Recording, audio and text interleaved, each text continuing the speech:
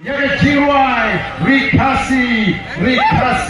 ngai yapa akan dikapor ke pemerintah hadin kata ingin saya pertapa lang badi paro tiburan sediandu tiburan hangi paro dari badan penek ini mobile di Jopi karena main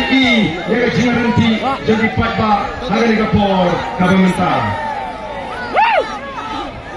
rikasi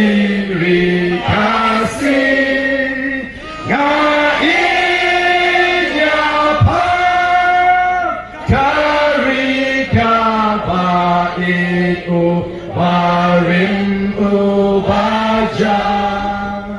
kitem menghindai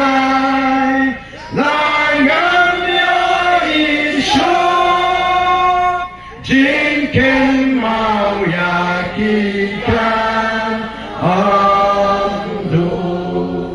ulai tanto pingin laban ruangnya tanya penjamah punya Rikasi ngai yapa karika itu arim ubajaan kitem menghindai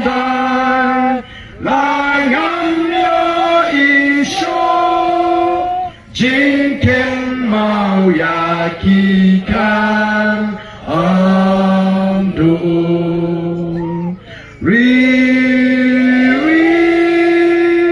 ngai ton lakari ngin kil shakle shaprang ngin mi umpo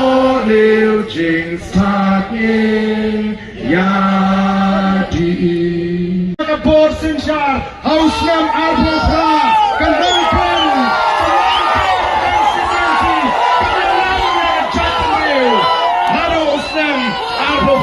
Koki Pai Babe Jana. Ini pertalang hagane kapor pertajam nadu kadonut. Ra ikiti jampi hagapor bagi perta kenamakan ai kubor bagan nongkrem constituency kan nampaidin nagane ka linti kepada jit ban kershan naga voice of the people party nagane ka norim jaga sinchar ka khalar ka bhut. Ini pertalang hagane kapor ka pemerintah. Hapra